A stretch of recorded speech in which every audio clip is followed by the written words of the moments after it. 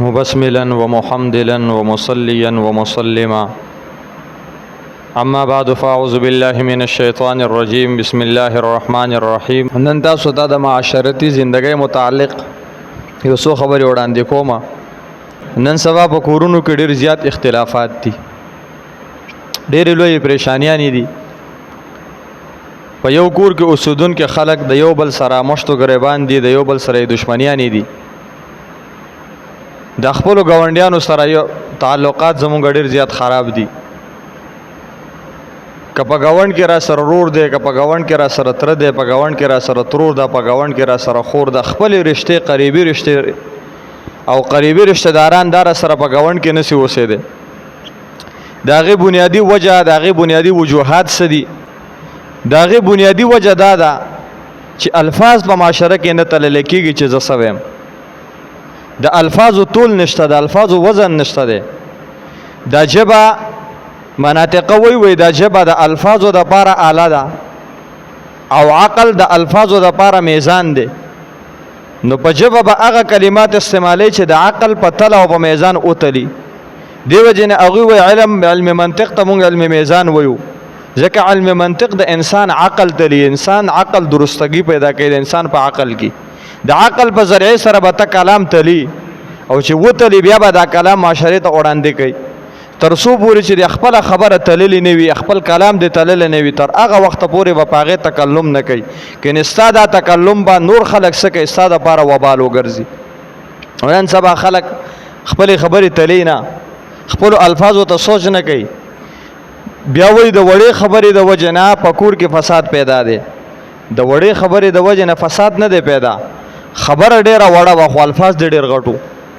د وړې خبرې نه تا دونه غټه خبره جوړه کړه چې هغه خبره ستا په کور کې د دښمنۍ ذریعه او سبب وګرځېده، ځکه چې د دې خبرې د وړې خبرې دپاره تا د وړو الفاظو انتخاب نه وکړی.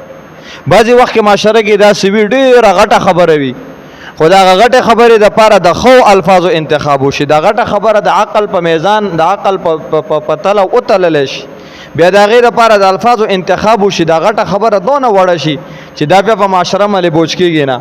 مقصد مې د خبرې دا دی چې وړه خبره او غټه خبره دا د څه نه جوړېږي؟ دا د الفاظو نه جوړېږي. که ستا الفاظ دا د عقل په میزان او د عقل په تله تللی شوي او بیا دې د الفاظ راویستې دي، دا خبره دې ډېره وړه ده. او که نه تا د الفاظ تللی نه دي، نو بیا که دا ډېره وړه خبره ده، د هغې نه ډېره غټه خبره جوړېږي. زه د هغې دپاره یو څو مثالونه پیش کوم. یو مثال د رسول الله صلی الله علیه وسلم د زندګۍ نه. پیغمبر علیه الصلاة والسلام ډېره وړه خبره وکړله، خو رسول الله مبارک هغه خبره په سختو الفاظو کې وکړله. الله تبارک وتعالی قرآن مجید راولېږو او رسول الله مبارک ته وفرمیل چې خپل الفاظ واپس واله. واقعه سوا پیغمبر علیه الصلاة والسلام عادت شریفه ده، رسول الله مبارک به د مازدیګر لمانځه نه پس ازواج مطهراتو باندې چکرې وهلې.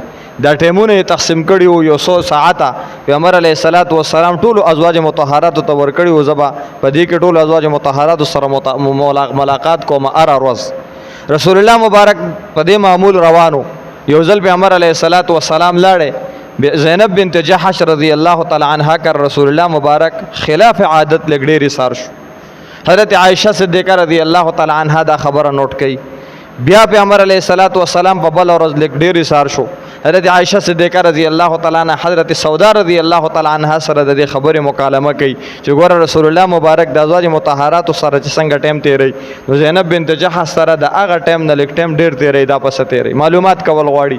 نو چې ازواج مطهراتو حضرت عائشہ صدیقہ رضی الله تعالی عنها حضرت سودا رضی الله تعالی عنها معلومات شروع کړل.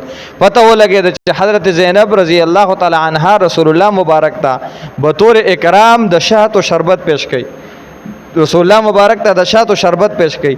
نو د هغه شربت په جوړولو کې بیا د هغه شربت په اسکلو کې ټیم ډېر لګي، نو ځکه رسول الله مبارک هلته ډېر ټیم تیری. حضرت عائشہ صدیقہ رضی الله تعالی عنها حضرت سودا ته فرمایي وایي چې کله رسول الله مبارک راشي نو زه به دا پوښتنه کوم چې د الله پیغمبره تا نه د مغافر وبوځي، او چې کله پیغمبر صلی الله علیه وسلم تعالی راشي نو دا پوښتنه به دې وکړي چې د الله پیغمبره مغافر وبوي تا نه ځي. اوس دا مغافر مفسرین لیکي چې دا یو بدبودار شیز وي او په دې ونو باندې وي، نو پیغمبر علیه الصلاۃ والسلام نه چې دا پښتنه وشو چې تانه د مغافر وبويزي الله پیغمبر انتهایی نظیف پیغمبر علیه الصلاۃ والسلام پاک طیب طهارت پر پیغمبر سلام ډیر زیات خوخو رسول الله مبارک مله دا خبر ډیره بوج شو چې دا خو بدبو ده او چې زما د وجود نه بدبو زینو دا خو زه الله پیغمبر یم نو رسول الله مبارک فرمایل چې ما خو مغافر نه دي استعمال کړي ها کې دې شما د شاتو شربت اسکله ده دا مچې چرته په مغافر و ناشتي بیا راغلی شاتو ته دا مغافر په شاتو کې مې روشي او دا غینه زما شربت ته منتقل شوی ما غ شربت اسکله ده زما د خلینه به د مغافر وبويزي پیغمبر علیه الصلاۃ والسلام وی دا مغافر خو نن زه حضرت زینب سره شربت اسکما نن نورسته به زه د شاتو شربت نه اسکم وګوره دا څونه وړه خبره وه زه به نن نورسته د شاتو شربت نه اسکمه ځکه د شاتو شربت به په ما باندې نن نورسته حرام وي پیغمبر علیه الصلاۃ والسلام عمده خبره د قیامت د سبا پورې په امت مسلمه باندې د شاتو د حرمت ذریعہ جوړېده دونه غټه شو دا خبره الله تبارک وتعالى پیغمبر علیه الصلاۃ والسلام ته قرآن مجید راولېګو یا ایها النبی لما تحرم ما احل الله لك تبتغي مرضات ازواجك اې دا الله پیغمبر ولی په هغه شذونه په ځان حرام کوي چې الله پتا حلال کړی دي تبتغي مرضات ازواجك صرف د خپل بیبيانو د خوشالولو د پاره چې حضرت عائشه وای تانه د مغافر وبويزي حضرت سوده وای تانه د مغافر وبويزي نو تو لګی تا په ځان باندې شات حرام کړی زبنن نورسته حضرت زینب رضی الله تعالی عنها سره شات نه اسکما دا به د قیامت د سبا پوری په امت مسلمه حرام شي نو لما تحرم ما احل الله لك الله پتا حلال کړی دا په ځان ولی حرام